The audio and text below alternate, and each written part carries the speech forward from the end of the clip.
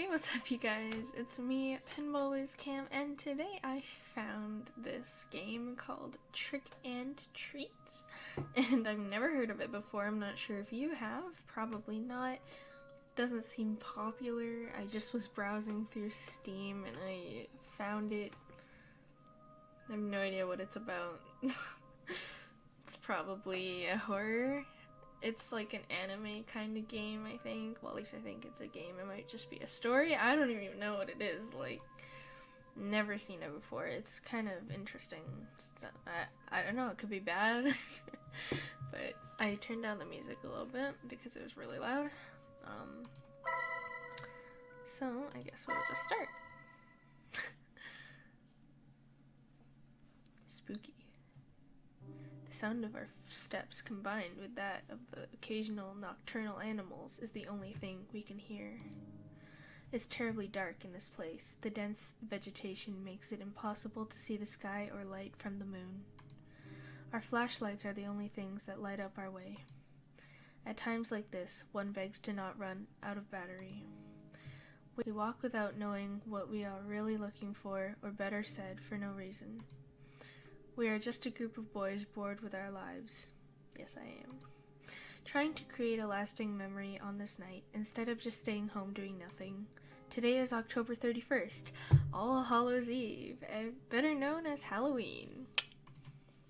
3 young men walk through a dark, but up until now nothing special forest, me being one of them. We are doing it to prove our courage. It's too bad there isn't a girl here to see how brave we are. Seeing it like that, one can say this is a meaningless effort. For a moment, I stopped to look at my watch. It's 1:49 a.m. That means we have been walking aimlessly for more than 2 hours now. I am sure that many people would find a place like this terrifying. But once you get used to it, the fear disappears, making it feel like normal. What makes us afraid of the dark is what we cannot know what hides in it, but lurks in the shadows. But this is clearly an empty darkness. At that moment, I sigh, feeling how tired my legs are. What is the point of being here? Clearly we had already demonstrated what we wanted. It would be best to return. I should tell them. I was about to speak when suddenly the atmosphere in the forest becomes strange. Suddenly a cold chill runs through my body. It was like any other chill, except it was not going away. For no reason, the air's temperature dropped from one second to the other. So much so, my breath becomes visible, turning into mist. It doesn't end there. The air is now filled with a rotten smell, just a little short from being unbearable. Images of worms and flies soon appear in my mind, giving me a really unpleasant feeling. We all stop at that moment. Axel, what's happening? I asked, confused, while turning to look at my friends. By the expression on their faces, it was easy to know that they were just as lost as I was. It was then that we heard footsteps nearby that did not come from any of us. We all got dead quiet after that. I don't know if it was out of fear or to check if it was not a mistake, but we stayed motionless, like statues, without making a noise. Just looking at each other's faces, wondering the same thing. What was happening? As if I could know. We heard the steps again. They clearly belonged to a human, or at least to a large animal, but there is something strange about them. It sounds as if the person walked dragging one foot. Just thinking about it made me shiver. Damn, why is this happening? It makes no sense. We should have returned home before, but now it's too late to regret it. I have the feeling that we are being stalked by someone. The strange footsteps stop, but I'm still feeling the presence nearby. I don't know where it is, but I know that it's looking at me. That cursed thing is looking at me. My heart is beating anxiously. It's almost as if my body was telling me to get out of there, but strangely my friends seemed unable to perceive it. It seems that it's gone. It must have just been an animal, said one of them, convinced that we were safe. I would like to believe that too. We had a sigh of relief. However, bad luck would soon strike us again. Dun dun dun. Unexpectedly, the forest becomes darker than before in just a blink of an eye.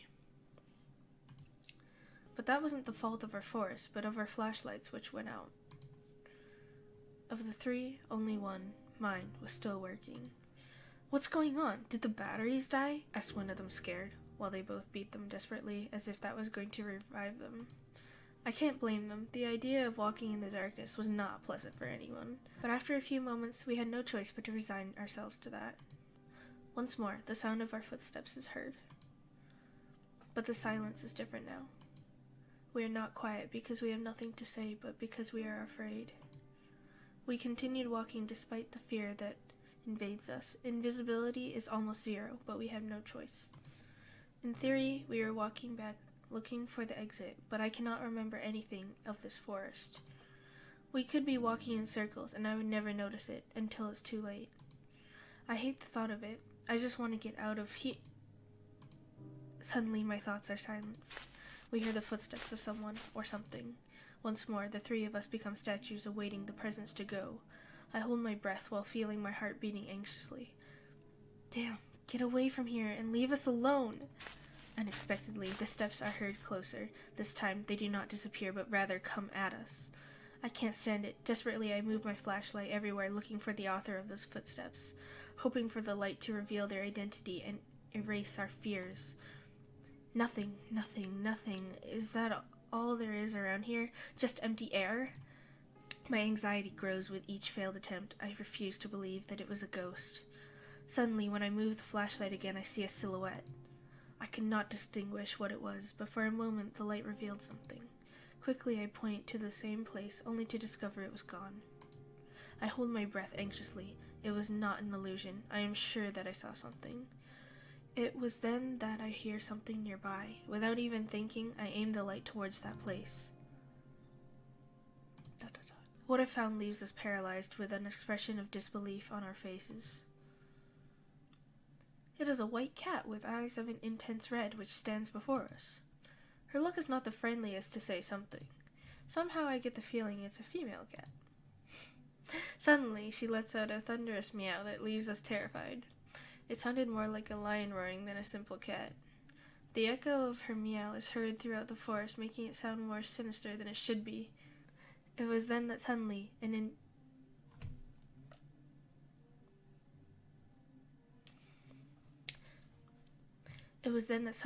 inexplicable force hit us three. That's scary. I fall to the ground, and little by little my eyelids close. The fatigue becomes unbearable. I lose consciousness on the ground of the forest without knowing what was going to happen with me. Interlude. Before night falls. The font is really hard for me to read. Well, that one, that crazy one. It is a day like any other, so normal that it was almost painful. The only special thing that could be said about it is that it's October 31st. Wait, did it say October 31st? Far were the memories when I was a kid and went out with my friends to ask for sweets from house to house. Just remembering it made me sigh. I feel nostalgic. Some things were better when I was a child, or at least seems like that. There were some who had good costumes, whether of superheroes or monsters. My friends and I, on the other hand, had to use our imagination. Creativity was our costume, you could say, no matter how funny it could sound. I remember that my mother once painted red my face, and told me, "You will be the devil." But it seems only she saw it that way. When we went from home to home, everyone said I was the Tomato Man. But those things didn't matter to me, since we always had a good time. If I asked for candy now, even if I had the best costume, I'm sure no one would give me anything. I still go trick-or-treating. Except perhaps a scolding for acting like a child when I am 17 years old. But anyways, I can't stay in the past. I'm gonna be 17 this year, and I'm 4'11", so I'm fine. I can trick-or-treat, I don't know how long. It just gives me a reason to cosplay, so just do it. I must live in the present, no matter how little exciting that might be. I feel like this has a little bit of bad, English? But I'm also bad at English, so I might just be reading it wrong as well. Or I might just be bad at, knowing what English is, right? Is that an Apple computer? I kind of don't like this game. Back to reality. We are a group of friends who don't have any plans for today.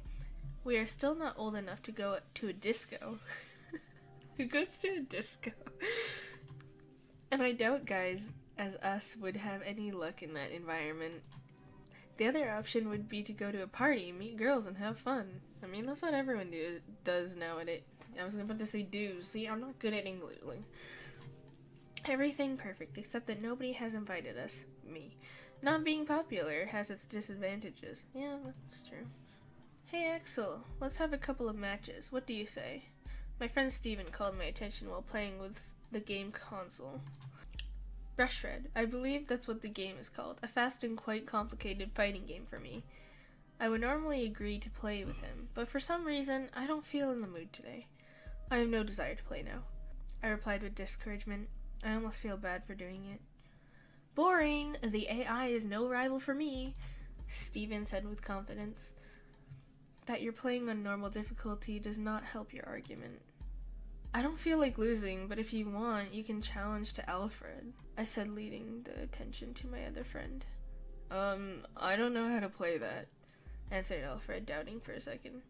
He is sitting behind the PC, but it seems that he isn't doing anything interesting. The screen only shows a lot of text. I think he is in Wikipedia. Hey, don't he have something more fun to do? I asked with discouragement, without even thinking about what he was reading. Alfred looked at me in surprise. The actual problem of society is that people are not interested in discovering their history. He is one of those pseudo-intellectual... Can't read intellectuals because I'm not an intellectual. Always looking for any rare information to appear smarter than others. When we forget our past mistakes, we are doomed to repeat them. He added later. What are you talking about? This village is small and its story is not interesting at all. Nothing outside the normal has ever happened in it. Oh. Whoa. Sorry. I have no idea how to play this. Alfred laughed mockingly after hearing that. Your ignorance is worthy of praise. He paused, filling his chest with pride. The very fact it is a small town is the reason it's full of mysteries. Did you know that 20 years ago, on this date, a man disappeared? So, what about it? I asked without being impressed or even interested in the least. Things like that happen all the time in places. As I thought, you don't know the history despite living in this very place, Alfred said while adjusting his glasses in an arrogant gesture. There is a legend behind the disappearance. That is what I was reading. After listening to him, I looked back at the computer screen with curiosity. It's then that I noticed that it was not Wikipedia but some other page. Come on, read this and learn a little. Alfred said, inviting us to read us what he had on the screen. Both Stephen and I moved closer to read it. Town of Abingdon, Oxfordshire Country, 1994. I love how they play this music, like, this is so generic. I came to this town with only 4,000 inhabitants to support them in an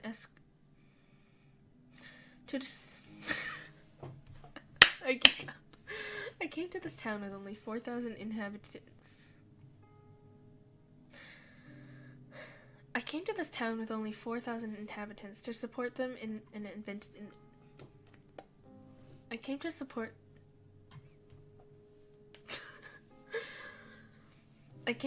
this town with only 4,000 inhabitants to support them in an event.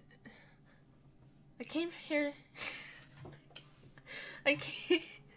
came to this town with only 4,000 inhabitants to support them in an investigation. Never in my life have I seen something this strange. I won't say your typical detective-ish nonsense that I've seen thousands of strange things in my life. I've seen many crimes, yes. Some difficult to solve, but all of them were human. Even if you don't know how they managed to perpetrate the crime, you know that they are people like anyone else. In this case, I don't think I'm able to say the same thing. Truth is that I can't understand what happened. I was called for the disappearance of a man called Matthew Graham, 23 years, single. The last time he was seen, he was returning home from a Halloween party. He had drank alcohol but was still sober, or at least that's what witnesses said. Anyways, that is not something which can be explained with a simple drunkenness. He apparently got lost on the way home and decided to enter the forest called Oakwood. It had rained yesterday, so the ground was wet and muddy. We could easily find his traces, which were leading deep inside the forest. Apparently, he walked for 3 hours before stopping. I say stop, but the truth is we don't know what happened then. The track suddenly ended up in a clearing in the forest, and that's all. There was no evidence of struggle, no other trace, or pieces of clothing on the ground. There was no blood, no footprints, anything else. The depth of his last footprints and the position they were in indicated that he was still walking. No point he stood still. It was as if he had vaporized in the air, with all his clothes, in the middle of his walk. Obviously, I can't believe such a thing, but I can't give another explanation. The only thing I remembered is that near the footprints I sensed a fair smell of rot. However, there was no animal corpses nearby. It is ridiculous to think he suddenly started to decay and become earth. In the end, the case was closed in just 3 days. No evidence of any kind. We couldn't say anything but that he decided to escape from the village. However, while officially there was no more I could do, I couldn't sleep in peace. Thinking about what could have happened to him took away my sleep. In my mind, I thought all sort of theories. Like maybe everything was a plan developed by Matthew, but in the end, they all seemed impossible. I decided to investigate more on the issue. I searched the town for similar stories, and to my surprise, I found 4 more, all young men. The story was always the same. They walked into the forest alone, disappearing without trace. Even more curious is that all of them disappeared in the same date, October 31st. But there is more. A detail that completely eliminates the possibility that there is a killer or kidnapper behind this, and that is the separation of the years. Roger Bacon disappeared in 1924. Michael Smith disappeared in 1867. Jason Black disappeared in 1813. And the worst of all, Oswald Taylor disappeared in 1707. It simply couldn't be possible. My curiosity led me to dig deeper. I thought that my answer may be in the past of the forest. It was then when I discovered that what seemed to be a simple and boring forest actually hid a great story. Before it was called Oakwood, or Oaks Forest, the place was called Wychwood. Word, which has a huge similarity with a witch. Taking into consideration that it is an old name and language changes over time, that indicates that it was the Forest of Witches. Apparently, more than 400 years ago, the people of the village believed witches lived in the woods. Unfortunately, almost all the information is already lost. They were stories told in voice, without a properly written record. I just know that with the change of religion to Christian, people stopped seeing the witches with good eyes and began to hunt them. Apparently, the last one before their death cast a curse on the forest, which even today should continue to exist. Anyway, obviously I cannot accept something like that as the answer. In the end, I have no other choice than accepting that each one of them escaped from the village, using the legend of the forest to make it look like it was something supernatural. Alright, well, I think I'm going to end it there. We kind of got like a explanation of what's going on, I guess. There's like,